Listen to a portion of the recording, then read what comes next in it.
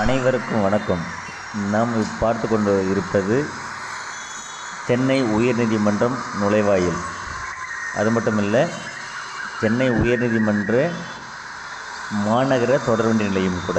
இப்போ நாம் பார்க்கறது தொடர்வண்டி நிலையத்தோட முகப்பில் இருக்கிற மிக பழமையான கட்டிடம்.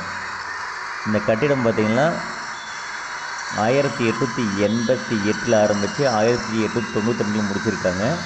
இப்போ பார்த்தீங்கன்னா 135 ஆண்டுகள் கடந்து இன்றைக்கி கம்பீரமாக நிற்கக்கூடிய ஒரு விஷயங்க. நமக்கு எவ்வளோ உயரமாக சிவப்பு நிறத்தில் எவ்வளோ அழகாக இருக்குது பாருங்கள். இது முன்னாடி இருக்கிறது இப்போ வடிவமைச்சிருக்காங்க அதே தோட்டத்தில். ஆனால் அது தோற்றம் தான் ஒரே மாதிரி இருந்தாலும் கூட இன்றைக்கி செய்யக்கூடிய பொருள்கள் அது இல்லைங்க. நம்ம பார்த்துருக்கிறது பார்த்திங்கன்னா அந்த சாளரம், ஜன்னல்னு சொல்லக்கூடிய சாளரம் பார்த்திங்கன்னா கருங்கற்களால் செய்யப்பட்டதுங்க.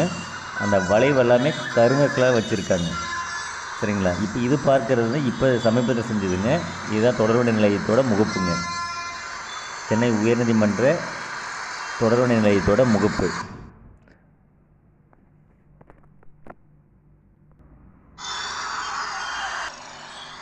இது பார்த்திங்கன்னா முன்பக்கத்தில் இருக்க சாளரங்க. சாளரத்தோட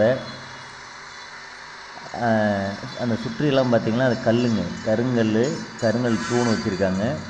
இந்த உயரமான தூண் தாங்க அந்த இடையில வெள்ளையாக இருக்குது இல்லைங்க, அது கல்லுங்க, கருங்கல்லில் அழகாக செதுக்கி வட்ட வடிவில் வச்சுருக்காங்க. அந்த தூண் நம்ம நல்லா தெளிவாக தெரியறதுக்காக அந்த தூண் வைக்கிற காரணங்கள் 2 வகைங்க. ஒன்று தரத்தோடு இருக்கிறதுக்குங்க, ஒன்று அழகுக்காக வச்சுருக்காங்க. சரிங்களா? நீடித்து நிலைக்கும் தன்மைக்காக வச்சுருக்காங்க. நம்ம இப்போ இடையில காங்கிரீட் போடுவோங்க. சரிங்களா? காங்கிரீட்டுக்கு பதிலாக அன்னைக்கு கல் வச்சுருக்காங்க. ஏன்னா இடையில வெடிப்பு ஏற்படாமல் இருக்கும், ஏதாவது பூகம் வரும்போது தடுக்கிறதுக்காக அதை வச்சுருக்காங்க. இது சரிங்களா?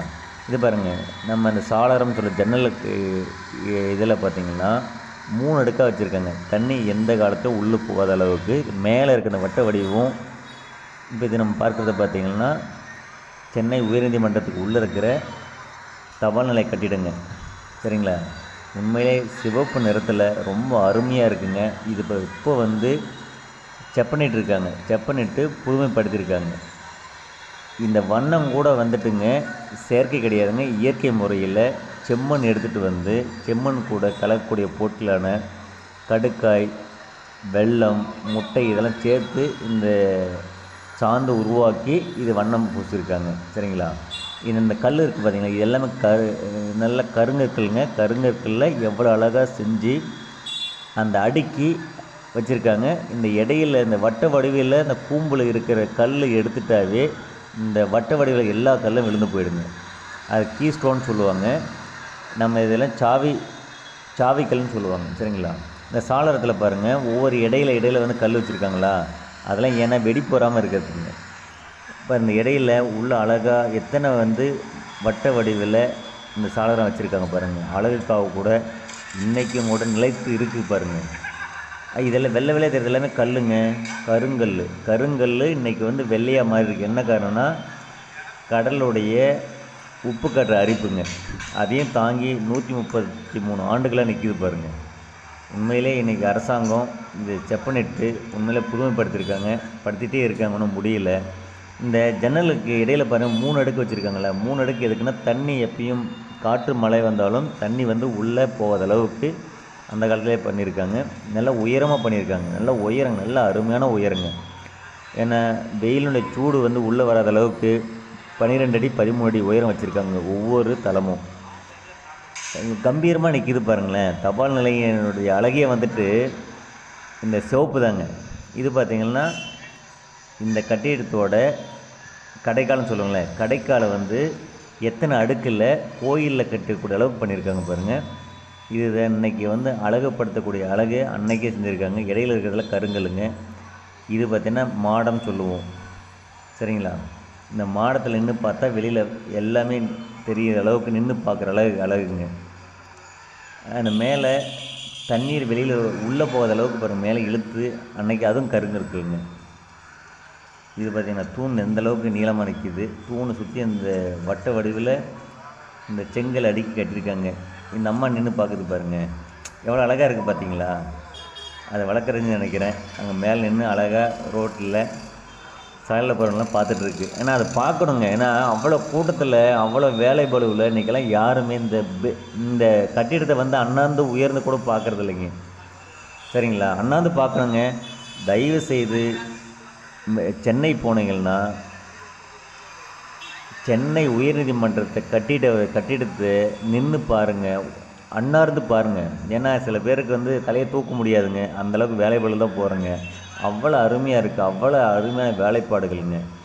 ஏன்னா ஆங்கிலேயர்கள் கட்டினா கூட அவங்களுடைய மூளையாக செயல்பட்டால் கூட நம்ம மக்கள் கட்டினதுங்க. நம்ம ஊரில் இருக்கிற மண்ணும் நம்ம ஊர் கூட பொருட்களை வச்சு கட்டியிருக்காங்க. உண்மையிலே வந்துட்டு என்ன சொல்கிறதுங்க, மண் நிறைவாக இருக்குங்க. பழமை என்றைக்கும் போட்டக்கூடியதெல்லாம் இருக்குங்க.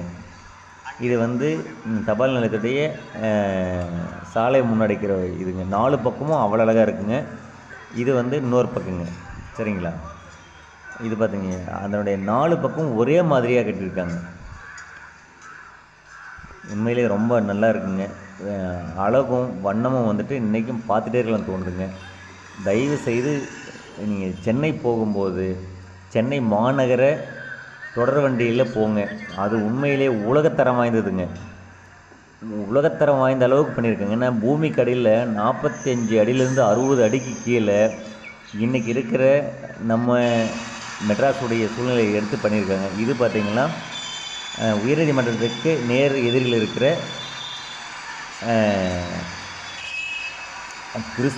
இளையோர் கிறிஸ்துவ சங்கங்க, YMCA youth men's Christian association. அதுவும் பார்த்திங்கன்னா 1920 கட்டி முடிச்சிருக்காங்க. அதுவும் கருங்கற்களே கட்டியிருக்காங்க. இன்றைக்கி வந்து கீழ்த்தளம் எல்லாமே பார்த்திங்கன்னா நமக்கு உணவகங்களும் கடைகளும் வச்சுருக்காங்க. உண்மையில் அருமையான இருக்குங்க. இதை வந்து பார்த்திங்கன்னா ஜெய்ப்பூரில் இருக்கிற மாதிரி இருக்குங்க. ஜெய்ப்பூர் கற்கள் வச்சு கட்ட எப்படி இருக்கும் அந்தளவுக்கு இன்னும் கம்பீரமாக நிற்கிதுங்க. பார்க்கவே அவ்வளோ அழகாக இருக்குது.